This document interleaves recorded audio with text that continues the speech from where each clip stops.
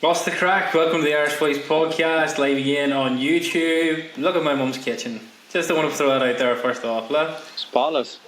That's where the magic used to happen. That's because you're not living here anymore. It's always spotless. Rude. Right, guys, so as always, 4 topics to cover tonight. The first one being the Newcastle game, reaction to the Newcastle game, and what we thought of it. Number 2 is going to be the Rashford debate. So I want to ask the question, why does Manchester United seem to suppress players' talents? Number 3 is Lyon make or break for Amarim.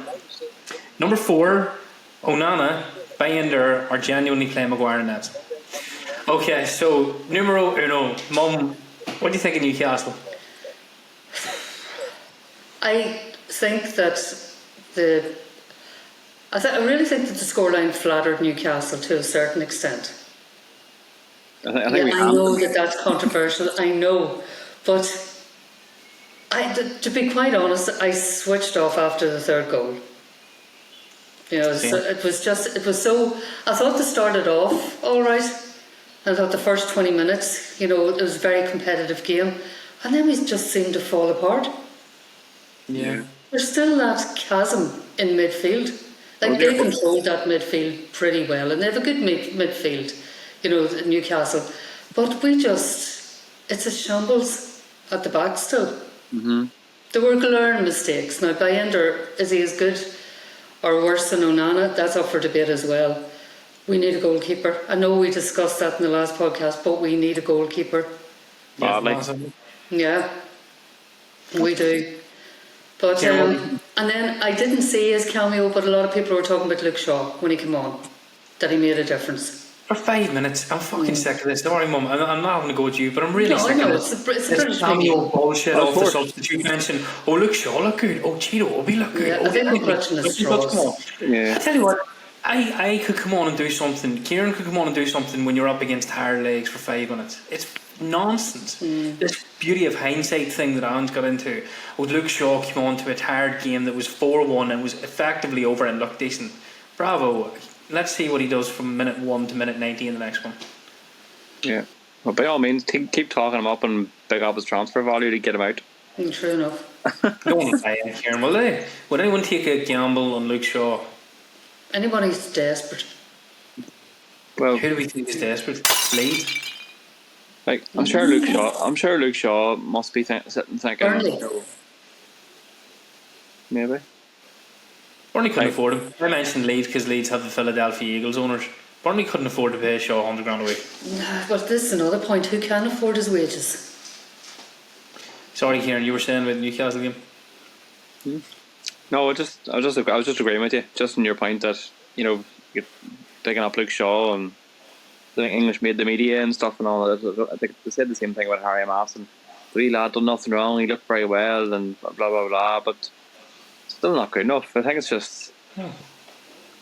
I take any pundit or tabloid, you just take with a pinch of salt. It's just like they're drilling over Jadon Sancho there for hitting a wonder strike there. Like good goal, don't get me wrong, but all of a sudden they were slating him 5 minutes ago.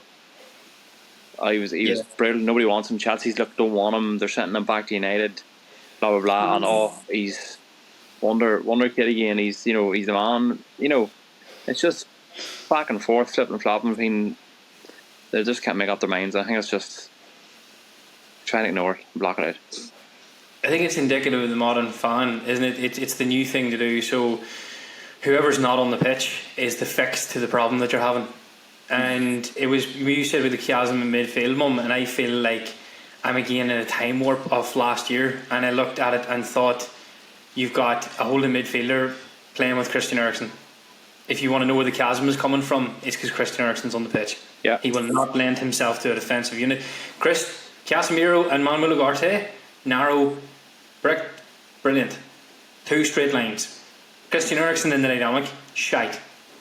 And it just comes down to the fact that when you bring the substitutes or reserve players, as they're now perceived, onto the pitch, everything falls apart, which is I don't think that can be blamed to Ruben Amorim. That's what I'm saying about the levels. Yeah. There's that level and then there's that level. You know, there's no. That's why that Man City side when they were dominant. If you took one player off, you had the same player of the same level coming on. Yeah, or close enough. Yeah, Exactly. Yeah. there wasn't much of a fall off. No, but And I think, there is an our bench. oh, there has been since. And it's like day and night at times. That's a big problem we've had for maybe a decade now. Yeah. I can see what he was doing. He wanted to rest Casemiro. I think the Lyon game is vital and important. I can totally see that. So and when he looked at Kobe Minu, I don't think he feels confident that Kobe's fully fit. Mount's not fully fit either. No, he doesn't seem to trust Toby Collier. Yes. So what he looked, and I think Christian Eriksen's a 10. I want to say this. I'm taking out Christian Eriksen, but I think Eriksen is a 10. Playing as a central midfielder out of necessity and getting ripped apart for not being able to do midfielding duties when that's on United for not having a midfielder. Yeah, true.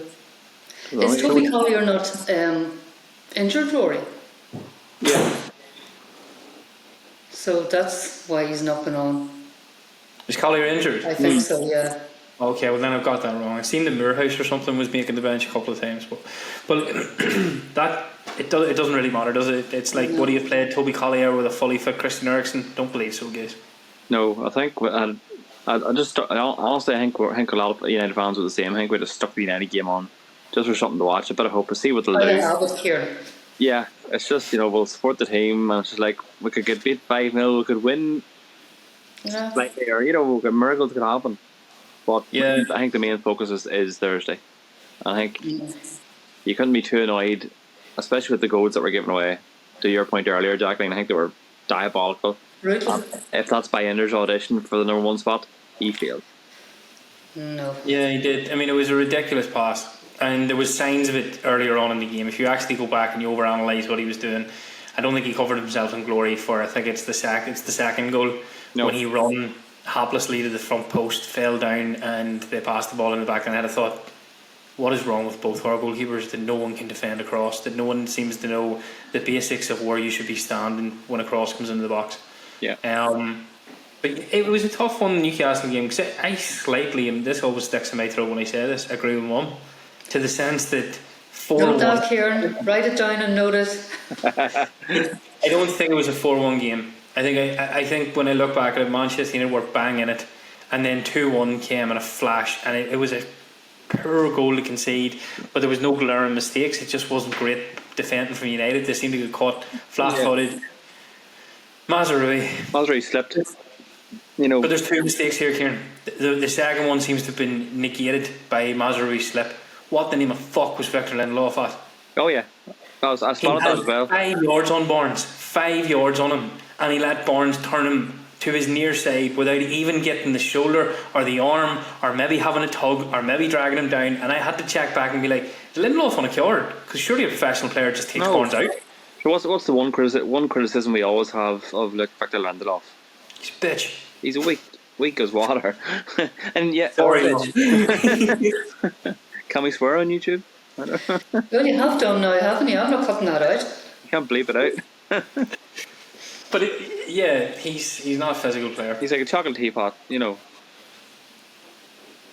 He is. I mean, he lets Harvey Barnes run. Mazraoui slips. You can't account for that in football. A slip is a slip. Okay, I don't think Mazraoui can absorb blame for slipping on a football pitch. But when you slip and you're in a back 3, your central controlling defender needs to take man, ball, and everything to correct your mistake. Eat the yellow card. Don't let the team in. Lindelof stood waiting for Barnes to make the run, then tried to get close to Barnes, couldn't get close to Barnes, and then when he knew that he couldn't get close to Barnes, decided that no action was the right action. I did really dislike Victor Lindelof playing for United. Seems like a really nice guy, but it's never sat well with me that we brought in some hybrid right back to play centre back. No, absolutely, and it's just the epitome of how badly our club have been run for however many years. When in 2025 we have Victor Lindelof starting in our defence. Out of necessity, it's terrible. You know what I mean? And someone like, and I know Christian Eriksen, can't keep digging him out all the time and whatever. He's getting on, the legs aren't quite there. But when you're starting with Eriksen and you have Lindelof as well, and you're starting 11, and you've teenagers like Yarrow, he's done well again. He's shown he'll be one for the future. that's your starting team. Yeah, I think Euro's a starting defender, isn't he? Yeah. I think like credit to Lenny Euro. You can agree or whatever, but I think he looks like he's been working very hard outside of matches. He's been in the gym. He looks like he's trying to apply himself to the Premier League. Yeah, he's got more physical looking. Yeah, And I think what I like about Euro now is there's the calmness that you seen when he was playing his football. He looked very excitable when he first came to United. And that's okay. That's nerves. You're into a bigger league, and the spotlight is really on you. But there's a calmness to the way he receives the ball and passes the ball. And at the minute, it just fills you full of confidence. And that's, if you're going to play in this system, that's what you need. You need, unfortunately, the goalkeeper's going to creep in here, but you need from goalkeeper to striker to know that everybody in the system, everybody in the formation in the team, trust the other one to have the ball at their feet. No hesitancy where you lift your head and go, oh, can't get the ball to Maguire. He's doing a pressure. Oh, can't pass back to Onana. Oh, can't give it to Bayender. Shit. You need to totally be like, pass. And that's the way that flows. But at the minute, I think there's too many shadows at United. Joshua Zirkzee. Out for the season. Is he? Yeah. Don't say it, Rory. Didn't say a word. Don't say it. Didn't say a word. There was a move at the start of the game that's probably Manchester United's best football of this season, okay? Yeah. But he didn't score. No, that was a... Should have scored. But Yeah. he didn't. He did what he always does, Kieran. He swung a foot at it. Yeah.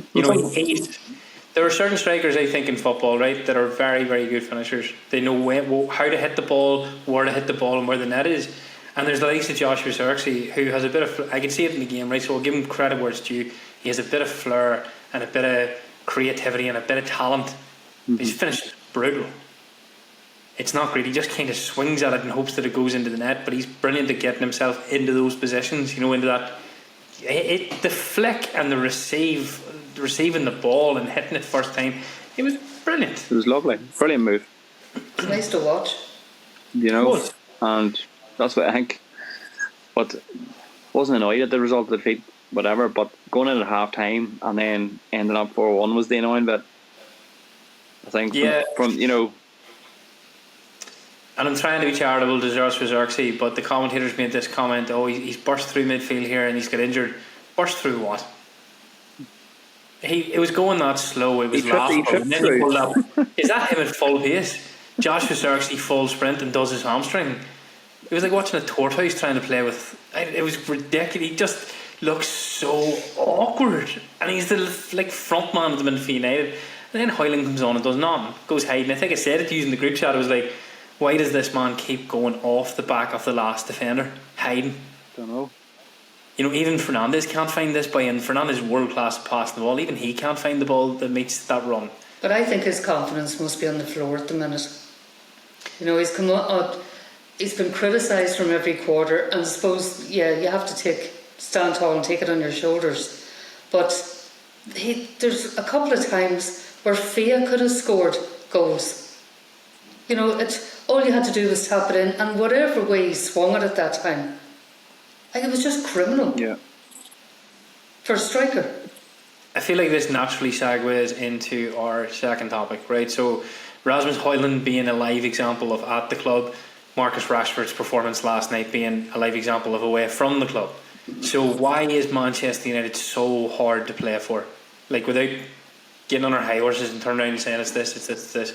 Different managers, different cultures, different implementations of systems, and still United have this recurrent theme where to come to us seems to kill your career for a few seasons.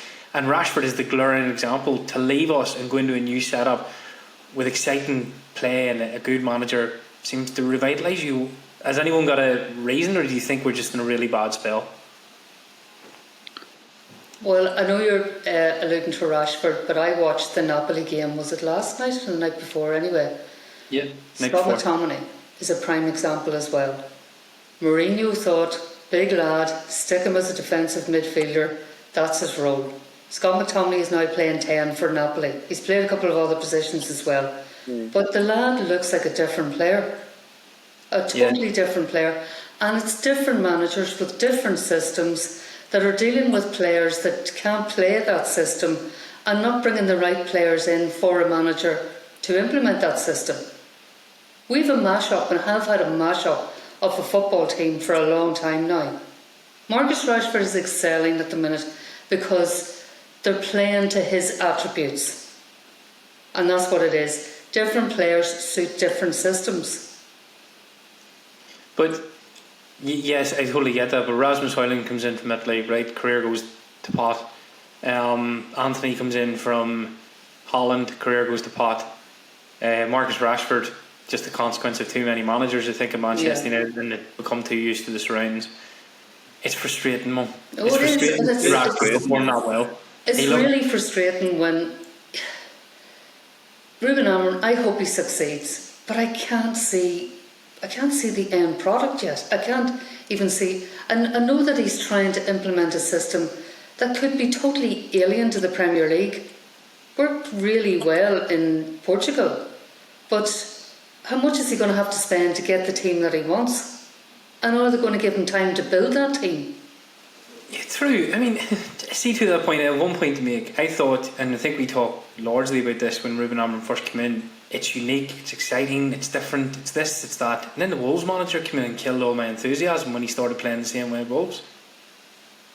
Is that the present Wolves manager? Yeah. Well, no. Didn't he make his way out of the club again? Has he been sacked? I don't know. Portuguese game. They replace managers that often. It's hard to keep up with it, yeah. But Cunha is playing in a 3-4-3. Cunha's playing as the offside of the striker. And I just looked at it and thought, so is this not a Ruben Amorim thing? Is this maybe has this crept into the Portuguese league that's the way they play? No, see, it could be. So you looked at Eric Ten Hag, came from Ajax, won everything, and he fell on his face. You know, because we've become, from Ferguson left, well, Moyes didn't buy too many, but the like of Mourinho, Louis van Gaal, there's players there still from Louis van Gaal's time. I think a big problem is, I don't know if you've seen a recent interview there, I've seen it with Jose Mourinho, and it was a brilliant quote, typical Jose, what he wanted to do, and it was his second year in the club, and he wasn't allowed to, right? He said, bought a few players, but he said what he wanted to do was clean the house before adding new furniture. And he wasn't able to do that. And I thought it was a brilliant analogy, because it's exactly what we've needed from top to bottom from 2013. Yeah, a clear out. Yeah. And it hasn't happened. It's just been adding to the mixture of different players, different mindsets, mentalities, managers, philosophies, whatever you want to tell it, and it's coming to roost, along with the crap ownership and structure of the club. And it's, like it or not, like Ruben said, Ruben's not stupid. I think the quote he came out with was very when he started the job, and said there's going to be a storm, it's going to be bad, but it'll get better. I think we're right smack in the middle of the eye of the storm. Yeah, but you're right, Kieran, because in the past we didn't buy players for our team. No. We bought players for commercial reasons. Money. And Nemanja Matic alluded to that when he said he played for Chelsea, and Chelsea was more a football team, whereas Man United was more of a business. Commercial. He said he never done so much commercial work for any football team than he did for Man United. You said it, you have to clear the decks. United are clearing the decks. Rangnick said open heart surgery. Yeah. Yeah, is booting your forward line out of the football club in less than your first season not a classic example of that? And he's been allowed to do it. Yeah. And how many are leaving in the summer? I know there's the obvious ones. Obviously, we've chatted about them: Evans, Lindelof, Eriksson, whatever. But I think there'll be more. I agree with you, Kieran. They need to raise funds, so there will be more. There was a brilliant part of the Jim Ratcliffe interview, and I watched it a few times. So it's hard to pick up on everything he says, but it's more what he didn't say. When Gary Neville challenged him on whether he thinks it's the right decision making, Rashford leaves the club and these different things happening and this talent being out the door and loan, he was like, yeah, I do. And gave nothing else. And I thought, this isn't what he's saying, this is what he's not saying. He's kind of saying to Gary Neville, Hold on a minute, what the fuck out? Were you not the same boy saying that we had to do this 2 years ago? So yes, Yeah. I do believe this is right. You know, Gary Neville's a brilliant one for being exactly what Sky Sports need him to be at that time. He's a bit of a chameleon in that. You know, I'll play the hard-nosed journal when it comes to United. You know, do you think you're making the right decisions? You were the one calling this. He's another flip-flopper. They all are. I do think there's going to be more. I think there could be wholesale cuts. One of the ones that I thought would happen was Bruno Fernandes, but I think Bruno Fernandes is the perfect six in that system. I think he's. Well, we all thought that coming to the end of the last season there was going to be a big offer and he was going to leave. And I think we did chat about it when the comments he made at the end of the last game, but I think he's pretty much brought it up himself during the season that he did have that he had the discussion basically with Ruben Amorim, where he said the one where he said if they want me to go I'll go, but if they want me to stay and I will stay. So he's basically said even told that he's part of the plans of this big rebuild that's coming. So I think. But didn't he recently win Barclays Player of the Month there? Yeah. He's been very impressive. He's been very impressive. I know, even as parents, sometimes we criticise our own, but he is a quality player. Oh, he's a quality player. Yeah, without him, I tried to think where we would be seriously without him. And I think I couldn't find a spot for him in Ruben Amorim's system, and I kept saying, we were talking on the podcast, no, Fernandes doesn't suit. Fernandes will transition out. Amorim won't suffer that. He can play as the six. I really think he would be a very competent six if we find two skillful tens who are willing to come deep, pick up the ball and drive forward with it. Because then it allows Bruno to kind of, in a slower sense, come up the pitch and poach on the edge of the box. So he becomes like almost the fourth threat. You've got the striker you have to watch, the two tens bombing forward, the wing backs coming at you. What happens if their six picks up the ball outside the box and shoots because Bruno's brilliant at scoring goals? Yeah. You need to look like a very different threat then. And I don't think they're a million miles away. I think a strong, confident forward like Liam Delap. I think Ahmed Diallo on the right hand side, and if we got a left forward who feels comfortable turning on his heels and having a go at defenders, then it's a very different look for Man United next season. Oh, well, a wee bit of good news now. I just read today that they're hoping that Diallo will be back for next month. Yes, that is brilliant news. Good. He's on grass, I think, isn't he? He's training. Yeah, he's on grass. We know he's not back next season, and next season's the big push. It would be lovely to have him back for the latter stages of the Europa League, should we make it, hopefully. But it'd be good. Yeah, well, it'd be good because he's been one of the very few sparks this season. I think one of the few things we've had positivity we've had to hold on to, and he has contributed and probably got us through a few of them Europa League games. So even to sit on the bench, the last 20 minutes, so that he Absolutely. can't start games, but even to have that threat sitting on the bench. If you've a threat like Ahmad coming off the bench, if we do make it to the semi-final, final, then be a good boost. I think for the team as well. I think. Another one is one of the guys in work said this to me. Ahmed Diallo he forced his way into Ruben Amorim's thinking by playing right wing back, and I completely forgot that. He didn't play as the 10 in the early stages. He was playing as a right wing back. He was playing that right wing back position, and he was brilliant. He was electric. He was roasting people and taking them on. So I think Alejandro Garnacho might benefit in the latter stages of the league if he had Ahmed Diallo down there for when you're playing the lesser, not in a big game, not in those sorts of games, but if you think you should be winning that game and you've got Garnacho and Diallo over there, I think there's a bit of cohesion between the two of them. So it's all positive to see the boys coming back into the squad. Yeah. So we'll drive forward then on to number 3. Is Lyon make or break for Ruben Amorim? Kieran, you can go first. Is it make or break game? I don't think it's a make or break for Ruben. I think feels more make or break for a lot of United fans. Throwing the towel. I think no matter what happens this season, I think Ruben gets next year anyway. He's going to be. I think he's going to be given his chance. To get his players, to get his system, and get a crack at next season. Now, it would obviously be it might take some of the dust off the Premier League campaign. It might just I know it was terrible, but we have a trophy. Still. Yeah, I mean, I agree. You win the Europa League, and surely our league position becomes insignificant, and we all get to blame Eric Ten Hag for it. You've made your silverware, and then you can shut a few Arsenal fans up again for a few months. Oh, don't talk too soon. I don't know. I tell you what, guys, and I'm just going to throw this out there completely off topic.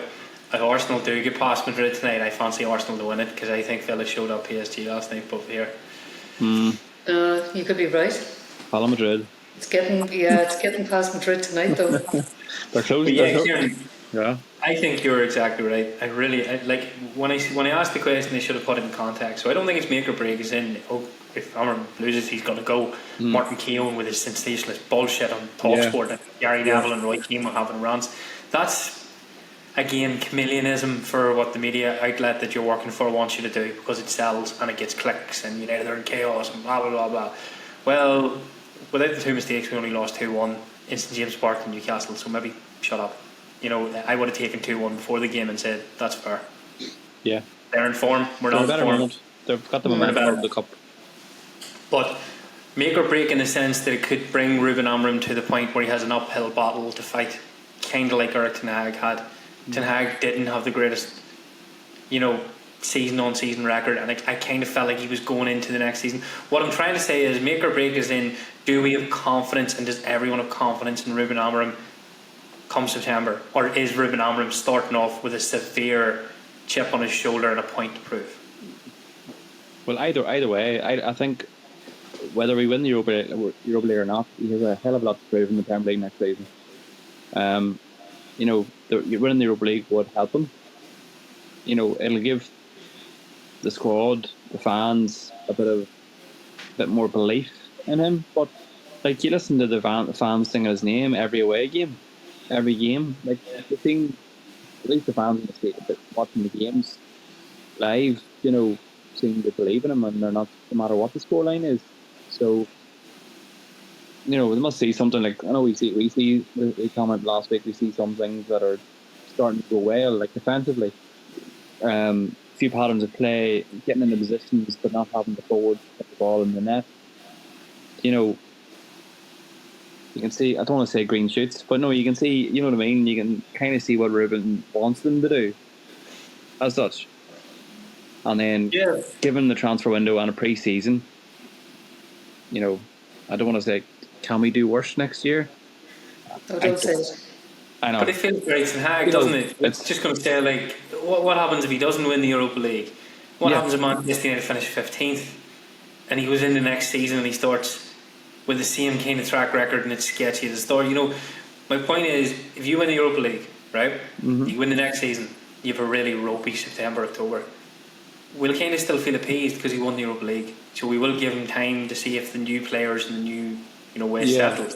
I think if he doesn't win the Europa League and he ends up doing poorly in the league, if October comes and it hasn't improved, I don't think even the most loyal fans will allow the new players to settle. I think we'll instantly be at it going, shit, this is a mistake, this is Ten Hag again, the new system doesn't work, and I think panic can creep in.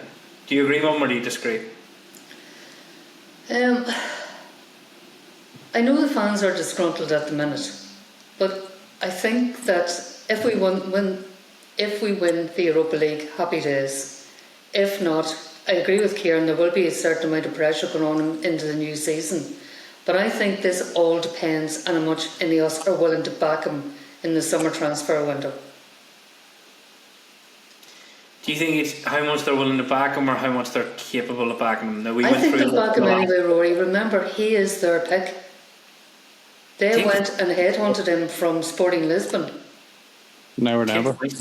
Yeah, that was it. And this is their big statement. They should have sacked Ten Hag in the summertime, but hindsight being 2020. But they went and got that manager mid-season from Sporting Lisbon. Yeah. So they will back him. That'll be an awful stain on their ownership, I think, if they sack him early next season. I think they'll give him to mid-season, and if things are still going badly, then a big decision has to be made. But he's already set up the perfect excuse, Jim Ratcliffe. I think I agree with you. They do have, but they don't have to back him up. They do not have to back him because they have set up the perfect excuse in that PSR days were broke. Well, then, okay. We love to back him, but we're broke. I'll counter that. If you sack Ruben Amorim, you have to pay out severance pay. So if we're broke, that's X amount of millions for not a void. Now these are multi-billion-pound businessmen, yeah. Yeah, but no, play the game, Rory. You're talking about I am playing the game, right? Yep. So that's what I'm saying. We've already paid out millions to Eric Ten Hag, millions to Mourinho, Dan Ashworth. Dan Ashworth. You want me to part with £100 million that I don't want to part with, okay? Jackie, your budget is 160 million. I need 260 million. Nah, I'm broke. PSR, 160 million. I'll let you keep what you sell, though. Okay? Now, I think that will not be enough to fix Manchester United. I think it should be 260 million. But this is where I would see Jim Ratcliffe sitting and thinking, 260 million is too big a gamble on a man that hasn't proved himself. So am I going to spend 200? Am I going to spend that extra £100 million, right? Or am I going to just take the risk that 160 million might be enough and hope that he gets it right? Now, if I spend the extra 100 million, I'm out £100 million. And if I sack Ruben Amorim, I'm out £12 million. Now, what as a businessman makes more sense to me? £12 million. He has 160, he can keep what he sells, and if we have to fuck him off, it'll cost me 12 million quid. I'm not wasting another £100 million on a boy that hasn't proven himself in the Premier League. But I can hide behind PSR and the fans will have to eat it because it sounds plausible. And I'm not saying he's going to do that, Jim Ratcliffe, but I think why come out and make the comments in the interview that United could have went broke by Christmas time, that they have to cut back costs, that they will invest in the players but they're not going to invest as heavily as they have in previous windows because they made mistakes. Why say all that to then go for a £263 million window? It just doesn't compute with me. Yeah, we'll see what they do in the summer. It'd be lovely if they did. Hope to prove me wrong. But well, I think that's a good indication then in the summer. If they back him in the transfer market, it means they're sticking with him. Because you said, Rory, why that outlay is a serious amount of money, and why give a manager that kitty if they're not 100% behind him? Yeah, If they get this done quick. Yeah, but if they're cheapskating in the summer, then we all know the answer. But it feeds into the question: is this make or break for Ruben Amorim? Do you know, this is the debate I wanted to have, so I'm glad that it happened. Is this make or break for Ruben Amorim? Does this shape his Manchester United future? Does this impact a £200+ million transfer window or a very measly £150 million transfer window? Do you know what I mean? Is it that big a game? Well, I'll throw one back at you, okay? The reason that Ten Hag kept his job was because he won the FA Cup. So that's a lesson learned for any of us as well. Trophies are great, but they're not the long-term success. They ended up sacking the man anyway. But Ratcliffe addressed that too, didn't he, in the interview? He said it was too early. I didn't see it, Rory. Oh, sorry. In the interview, he said it was too early for them as a team. You know, Barada had only come through the door. Wilcox was only in a short spell. Ashworth was only there a short spell. And it was really too short a time for that management team to make that big a decision. So in the end, they made a complete mistake and they stuck instead of twisting. And I sat and thought to myself, is that a contradiction on the FA Cup? Because we all believed he was kept because of the FA Cup. But was it simply that if they were given enough time to analyse that they would have went, the FA Cup's not enough? No, that seems more logical. Well, I think Kieran's exactly right. I don't think Ruben Amorim, regardless if he gets beat by Lyon and loses every game till the end of the year, is going anywhere. I think he's there next season. I think that the Lyon game, guys, when I sat and thought about it, could really shape his Manchester United future. I think it's that big. I think not winning the Europa League is massive. No Champions League goes into the... If they get Champions League, right, they have to spend 250+ million. Because Chelsea did it, because City do it, because other clubs around it flaunt it. Now Newcastle, I believe, are being really, really strict with it because they're afraid of the sports washing argument. Oh, the Saudis come in and spend what they want. But if City win their court case, like I said this on many a previous podcast, storm warning. Oh, it's open the gates. Yeah. Gates are wide. I really hope the Manchester United do win the Europa League. I think it opens doors. But I think if he loses in the Europa League, I'm 50-50 on whether Amorim can survive at United under the current circumstances. No reflection on the man. What do you think, Kieran? I know it's a tough one because we've done all this before. We've done it with every single manager, and we've called for a manager with a certain style of play. Can play modern football. Can be versatile in his systems and his tactics, just the way Ruben was doing with Sporting Lisbon. Now, I know we're talking now where he hasn't got any pre-season, he's got one player, one signing in the team who, in our opinion, well, he's done all right, but he's not a first teamer in Dorgu. He's been all right, but we can't. At some stage, we have to clear the decks, clean house, as Joe says, and let him give the time, whether it's ugly or not, get the players into the system or the style of play. You look at I'm going to use Liverpool here as an example. How dire Liverpool were for a while when Klopp came in, until they got the signed, players for Salah, Mane's, Firmino's, got the squad together to play Klopp's heavy metal football. And then it started. Where did this come out of? And then we're just throwing the toys out of the pram when we're not giving Amram like the full backing support. And at some stage we have to just stick with a manager and do what we have to do from the bottom up, not just at manager level. But I think you touched on some of the frustrations of Manchester United fans there. You said that Ruben Amorim, and I totally agree with what you're saying, was this brilliant coach who got the best out of Sporting Lisbon players. Mm-hmm. He was yielding, he was flexible, he tailored his team to play different styles and systems, and he looked like a tactical genius at times, i.e. the City game. Yeah? Mm-hmm. That's not the Ruben Amorim that Manchester United have inherited. We've inherited this kind of grumpy, sarky, brutally honest but very negative man who is completely unyielding in his want to play a certain style and formation. And you look at it and go, well, only Manchester United could turn Sporting Lisbon's Ruben Amorim into the Ruben Amorim that Man United have now. So I do see fans' point. I don't totally agree with it, but I'm just playing devil's advocate here. I do see United fans will pick up those comments and go, right, well, Kieran, I agree with you. That was the Sporting Lisbon Amorim. Where's that guy? Who has improved as a Manchester United player under Ruben Amorim? So, like what I was saying there, when you were saying about Ruben coming into the team and looking like a shell of his former self, what I was going to get at there was, of course, whenever Ruben Amorim was with Sporting, he'd got them as champions, winning the league and winning cups for the first time in how many years, and he had his players, his team built the way he wanted it. He had the wing backs, the right wing backs he wanted, and he had Quenda, he had all the defenders, Gyökeres, the striker he wanted. He had the perfect team for him and his system, and he was winning. They were winning every game. They were thrash Man City in the Champions League.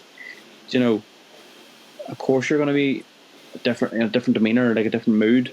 Like any person walking into that United atmosphere and pressure.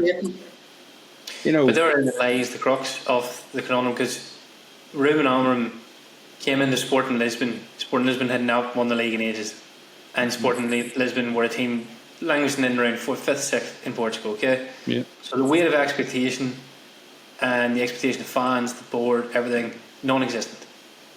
No pressure. Different. Free hit kid, right? Does brilliant. Amasses a team, and I always liken this scenario of collecting players like Quenda and Diomande and even Gyökeres, who I think came from Coventry, right? So he builds all these players, and it's like, back in the day, Kieran, when you got the older, better versions of FIFA Ultimate Team, and you knew from the start that you couldn't build a Premier League team because it cost you too much money. It was too hard to do. So what you did was you built a team in Portugal, or you built a team in Turkey that had a few sprinkles of superstars, a couple of potentials, and that's how you got yourself set up, because it's easy to do. And I think that's modern football. You can build a team on a shoestring budget that could potentially win Portuguese league because you've got a new way of playing. Okay, you cannot do that in the Premier League. The teams that come up from the Championship can barely survive spending £100 million, right? The teams at the top of the Premier League have no guarantee they're making top 4 year on year, spending 150 million. So I totally get your point. I just think that if we're going back to this thing where he needs his players and it has to be players that he recruits and stuff, he won't get it. So he's going to fail. Can't rebuild Man United. He won't do it in 5 years. You know, you need to work with what's there, bring in players that suit your system, and it needs to be an amalgamation of both. If we look at the best team in the Premier League at the minute, right? Liverpool. So a lot of those players, Jurgen Klopp's players that he brought through, that he managed, and that he ended up with, they also have a sprinkling of like players they bought. Did Andy Robertson come from Hull? Yeah. Yeah, a Hull player that Klopp made into one of the best left backs in the Premier League at that time. Okay, you've got Virgil van Dijk, big money, but came in from Southampton. You've got Alexis McAllister coming in from Brighton. Do you know the point I'm trying to make here? They're not huge money signings coming from superstar clubs as finished articles. Klopp had a real eye for looking at somebody and going, there's potential there. You could suit my system, but I need to mould you. And that's where my personal frustration with Ruben Amorim is. No one is getting better under you. No one is looking like they can play in your system. You're not moulding these people to look better in your system. We just keep regressing. Yeah, do you know the thing you just said there? You know, Klopp brought these guys in and made them better. Amorim has to walk into that team. That he I didn't. also That brought he that did. on to the end of. Yeah, he also bought a couple of duds as well. You know, You always refer to this one, but the man had more positives than negatives. So Ruben Amorim's brought in one player that can't start for Manchester United. So He's only started, Rory. It took Klopp a couple of years to get start that rebuild. I understand that. He's 0 for 1. And if he achieves what Jurgen Klopp achieved, then fair play. We're talking about ifs, buts and what happened. And what, irregardless, Jurgen Klopp walked away with the Premier League and the Champions League. Now, if Ruben Amorim did that, would we not laud him as a hero? Considering where we're at now. Yeah, but many years did it take Klopp to get the Premier League and the Champions League? 4? It was more than that, was it not? no. Was it 5 years to get the Premier League? Champions League? No, 5 or 6. 4 years in for COVID and then 5 or 6 for the Champions League. Because they likened it to Arteta and said that Arteta's past the 4 year mark now and that's what Klopp got, but I could be totally wrong. But in 4 seasons I think Klopp took them from languishing in around where we are now to the Premier League, albeit I do have an asterisk towards that Premier League because it's played in COVID. Liverpool fans will get that, but I do. Doesn't count. I think only the Liverpool ones don't put the asterisk in. Yeah. Well, if it was United won the COVID Premier League, I wouldn't put an true enough. So Arteta's I like the Arteta example. I feel less inclined to defend. Just trying to find my words there. I feel less inclined to defend because for about 2 seasons I couldn't see the progression in Arsenal. I thought this is either the same or worse. What is he actually trying to achieve? He looks like baby Pep, and they're trying to play the same football with worse players. And I mean, if Arsenal win the Champions League, fair enough. But you know, I know. it's maybe Arteta really earned another season at Arsenal if they go out of the Champions. And not even. I think they beat Madrid, but they can't win the Champions League, and they've choked in a Premier League season where Man City fell off and they couldn't challenge Liverpool. And what has he done to deserve to stay? I don't know. Like Nothing. I'll throw some fake positivity out at you.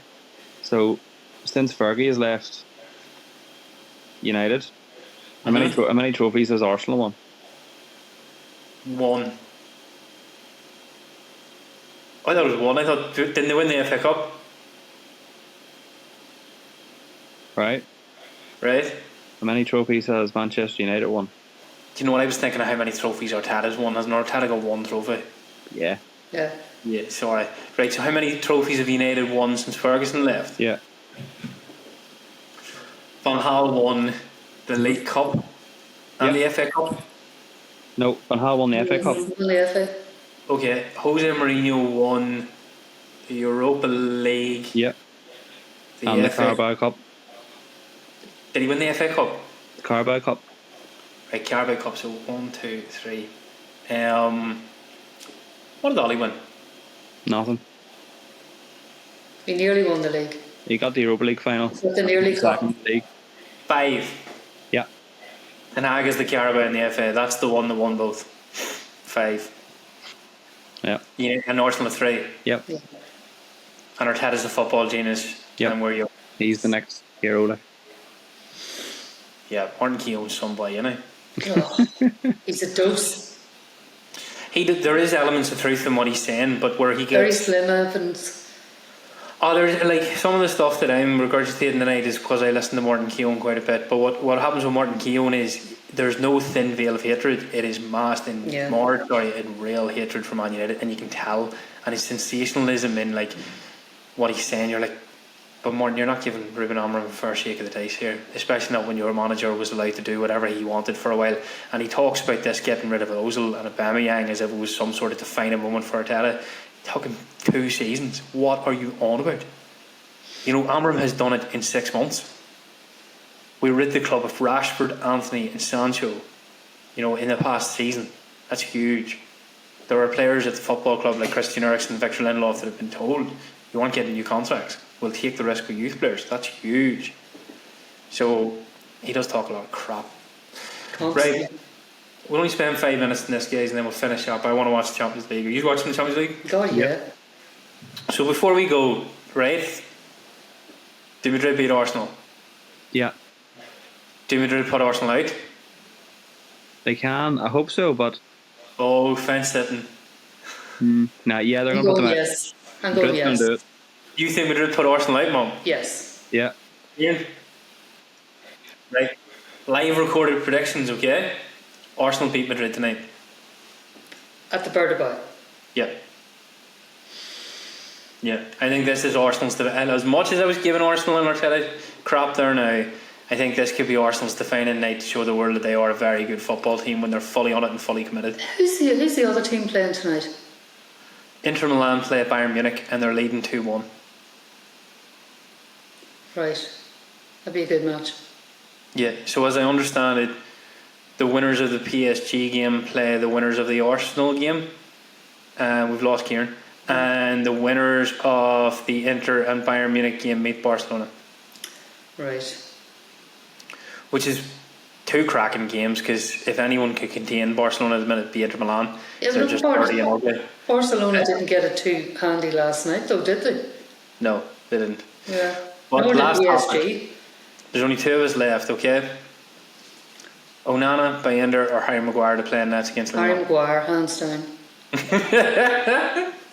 Are we all done now with Andre Onana? It's indefensible now, isn't it? No, what do you call him? Ben Foster had a good point about Andre Onana, that when he played for Inter Milan, that he was a busy goalkeeper, that he was coming out and he was involving himself in the team and stuff like that, right? And he thinks that that's what's happened to him in the Premier League, that's why there's so big lapses of concentration. That's from an ex-goalkeeper. He thinks that he's not busy enough. Do you understand what I'm saying? Or what he's alluding to? Shane Campbell made a brilliant point. Whatever happened to being a goalkeeper? Yeah. But see, now they all want good with the ball at their feet, you know, and be the 11th man, you know, and the outfield man and stuff like that. And that's what he was good at Inter Milan. But it's all we gone play to with hell. 3 centre backs, Mum. You don't need to be a ball playing goalkeeper. You've 3 guys who are there and will come and collect the ball off you. What we need is a brilliant shot stopper and a guy who can defend the cross. Yes, I'm not disagreeing, Rory, but that's what Ben Foster alluded to. He said that the Inter Milan defenders were playing higher up the pitch and he was sweeping behind them. Therefore, he was busy. He's not busy in the Premier League. If he was busy or he wasn't busy, he'd still be causing the He's same still problem. a yoke, yes, I know that. But that's the theory. The football. If a ball comes in a diagonal angle, whatever way his eyes are built, he doesn't read that. It confuses the life out of him. It's like showing a colourblind person, you know, primary colours. He just freaks out and the ball trickles into the net. It's ridiculous. It's amateur. It is disgusting that he is the Man United number 1. And to think that we let David De Gea go to allow Andre Onana to come in for 50 million is insane. Yeah. It's nuts. Bayender is also an absolute yoke. I called this, I said it wouldn't be any different. Bayender is really poor goalkeeper to start for Manchester United, but if you had a really confident team playing in a good spell, he'd be a great number 2. He'd just have to come in, he wouldn't face the pressure that he's facing. But when the Newcastle game was coming around and I was looking at Bayender, I thought, this is going to be disastrous. Did people... People glorify the Arsenal performance, right? And seem to have completely erased the Tottenham performance, where he was an absolute yoke. He was responsible for 3 of the 4 goals. But when it comes to Andrew Onana, the hatred in the United fans is real. Apologies. You're all good, sir. Battery died. Batteries are bad stuff a lot of times. So yeah, Kieran, we're just saying, if you had to play Harry Maguire, Bayender or Andrew Onana against Lyon, which one would you pick? John O'Shea. Put the goalkeeping coach in net. Yeah, I don't know who's the lesser Take them out of the reserves. favour evils. Yeah, youth keeper. Yeah. He's not registered. Tom Heaton. Tom Heaton is registered. No, there's a young lad that he was on the bench the last time. What do you call him? Who? Young youth keeper. He was on the bench against... I think he was on the bench against... Not Newcastle. Was it Lyon? Was he the bench against Lyon, no. was it? Maybe he was just there for experience. It was when obviously Bayender was injured just before he came back. Yeah. No, guys, Tom Heaton and Bayender were the substitute That was goalkeepers. it. Maybe I'm dreaming Tom it. Heaton and Bayender are registered to play in the Europa League. You can't simply put a player in for the crack. It's not like the Premier League. They have to be registered. That's registered in like the A or B squad or something, don't they? Yeah. So Tom Heaton and Bayender being fully fit would hamper Man United's chances to play any other goalkeeper. Tom Heaton, Bayender and Andrew Onana are Manchester United's options for Thursday night, and they're the only options. So is it Onana, Heaton or Bayender? I think it's going to be Onana, I think. Oh, it is apparently. God bless us all. Yeah, apparently it is. I've seen it. No, I got a notification from Sky Sports or something that it was going to be Onana. We lose. So it must have been confirmed in the press conference. Pray for us. Just don't play with any goalkeeper. Just don't make How the must it goalkeeper. feel to be a Man United player, have such a rough season, and just know, right, you've done everything to put yourself in the Europa League semi-final, and this super yoke can cost you it by just being himself. Sure, look what he costs in the Champions League, Rory. You know, he single-handedly kicked us out of it all by himself. Do you know what? I think if it's going to be Onana, just get behind him, fill him full of confidence. If Matic tries to slag you, we'll protect you. You know what I mean? He needs the performance of his life. He cannot make a mistake on Thursday night. He can't, or he'll be behind it out of the football club. He really will. No, I was going to say that at the Man United fans, you know, tomorrow night, but the Man United fans have always been good. So They are. Yeah. They're and defensive. they'll get behind him, and they need to just raise the roof tomorrow night. Considering how we're playing, getting out of Lyon at 2 each was a steal. With a cam ahead of him, I was so angry last week. So I'm like, oh my god, I wanted them to rip Onana's contract up. And I wanted a GoFundMe page to cancel his contract. It was just so annoying. Absolutely. The game was won. I think the tie was over. They could have put the tie to bed. You know, we were going for the third goal, and then Onana does Onana banana. You know, just I think what calmed me down was one of my friends texted me and was like, "That's it. We're starting by end of every game." And I was like, "No, Onana might." Dare I say this, on the law of averages, be the lesser of two evils. Because if you look at Onana and his mistake frequency, okay, he does it once every 3-4 games. So he's made a couple now. He played against Spurs. He's played a couple of cup games and stuff, but the Spurs and Newcastle mistakes will live long in the memory. He just kicked the ball to Joe Linton. Almost like he tried to pass the ball. Like Joe Linton just casually just went up, took it in his chest. How do we look? Here's the ball. Your body's out of position, goal. It was nonsense. Easy. Like, I know Onana makes some crackers, like, but. And I was saying to Mum, Kieran, what is it with the modern goalkeeper that can't defend the cross? I know. It seems I don't see many goalkeepers now. Even watching highlights of other teams that are commanding of their own penalty area. I think I don't know. Maybe I'm being too nice to them, but is it just like a more of a modern tactic, set piece tactic thing that stops the keeper from doing that? And there's too I don't know. They just punch the ball now. They don't catch it. No. But even Onana can't catch the ball anyway. They can't even punch it. the fizzed cross seems to catch them all out, so they're positioning his way with the ferries. They're chasing the ball across the box like ferrets, you know what I mean? Just almost too overly excited that it's here. Whereas I remember back when I used to watch football, noughties, early 90s, the goalkeeper would have just been calm. It's like the shot hasn't come yet. You know, Yeah. set yourself, the shot's coming. Don't chase the ball. The shot's coming. I need to be here. And then they gave themselves the optimum. Didn't always save it. They gave themselves the optimum opportunity to save it. And I'm just looking at football progress now, and I'm like, it takes less and less now to be a goalkeeper. So what do you start teaching your son or daughter if they want to do that? How to pass the ball or how to save the ball? You know, it's just crazy. I know. It's a big mystery, and I think, you know, we're seeing we're started the rumour mill of what goalkeeper Manchester United's going to sign in the summer. Did I see Aaron Ramsdale being mentioned today? Ramsdale, Frankfurt yeah. goalkeeper as well. Hey? Frankfurt goalkeeper. Who's that? I think he's Brazilian. No, don't want him. I don't even need to know his name. The fact that he plays in Germany, no. Yeah, well, he's Ramsdale Brazilian. or Trafford, or don't sign another one. Was it Diogo Costa? Was that the other one? Oh He God, cost a yeah. fortune. No, I eat my words. I would take him in a heartbeat. Yeah. I'd fly to Portugal and I would drive him in a Fiat from Portugal to Manchester. He is incredible.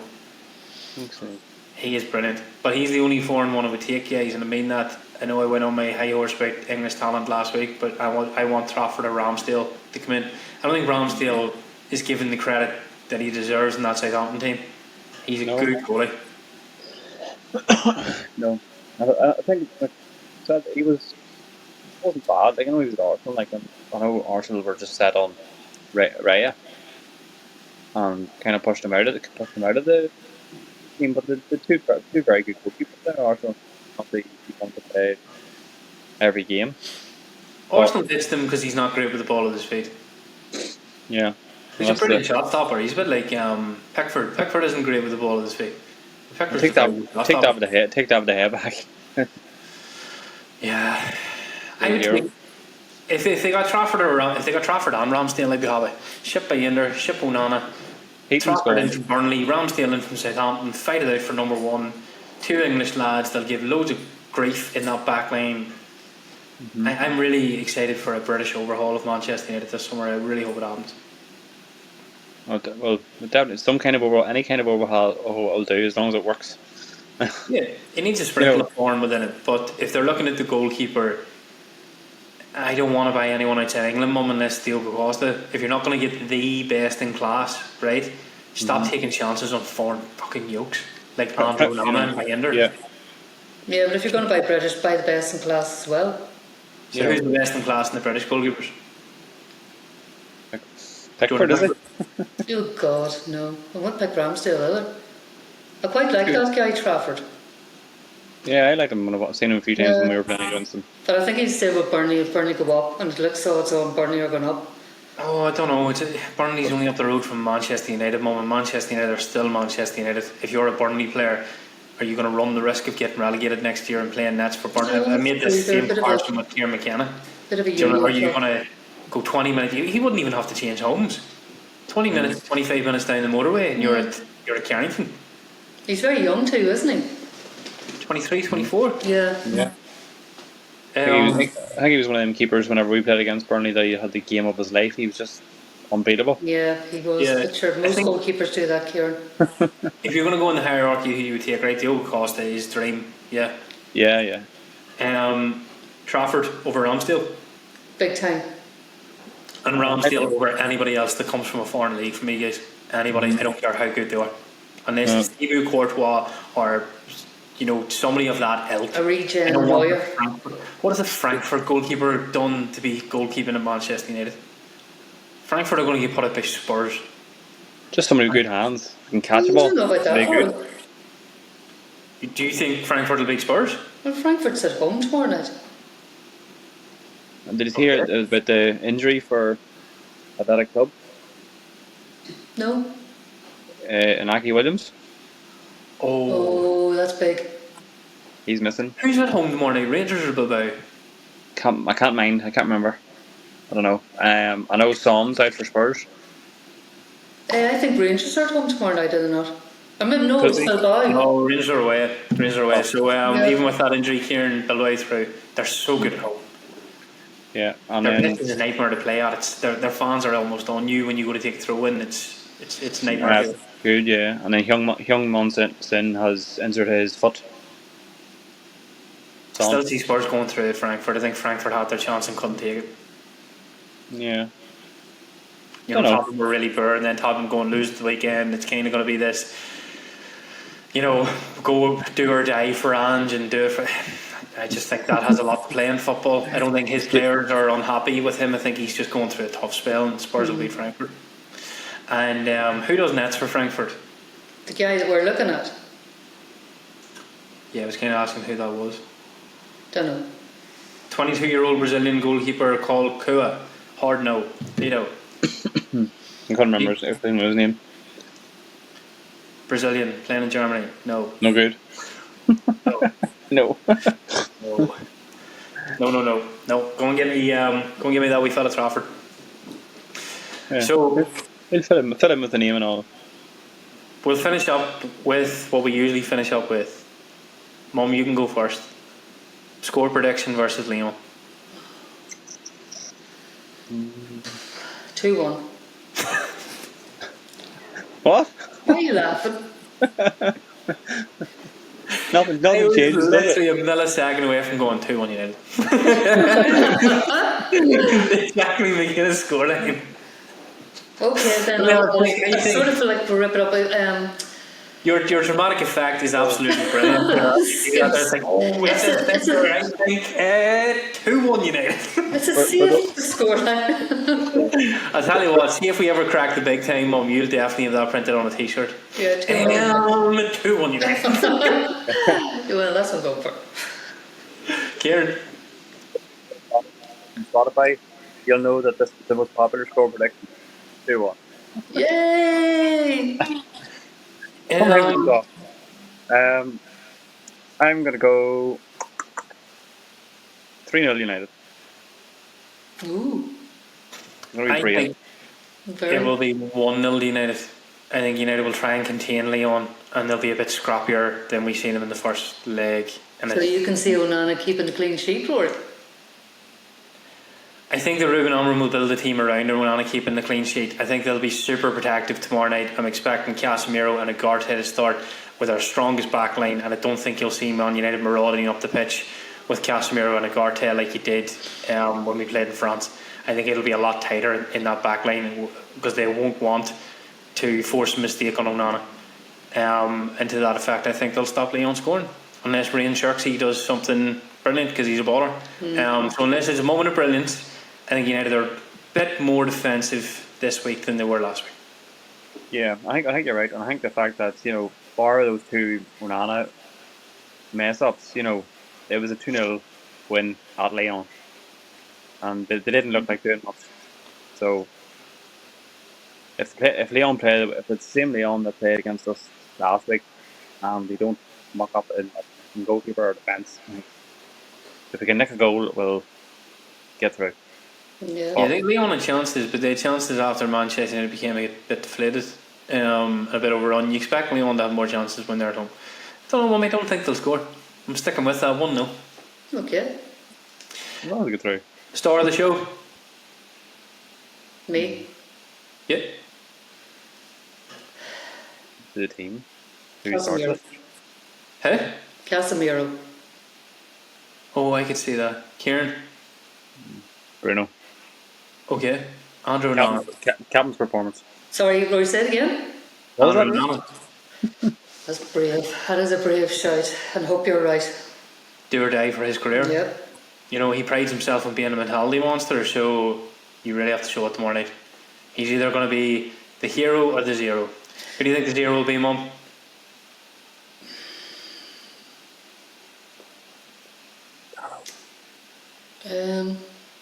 Garnacho. Oh, Kieran? Dallo. Diogo Dallo. Pure fucking yoke. Can't stand him. Right, guys, that's going to stay us out for the night. We'll catch you all up next week when Manchester United will either be in the Europa League and it'll be all happy and yay, or they will be out of the Europa League and we will probably blame the Glazers and Eric Ten Hag because most of us are Muppets. So full of enthusiasm going into Thursday night. See you all next week. Bye, everyone. Bye.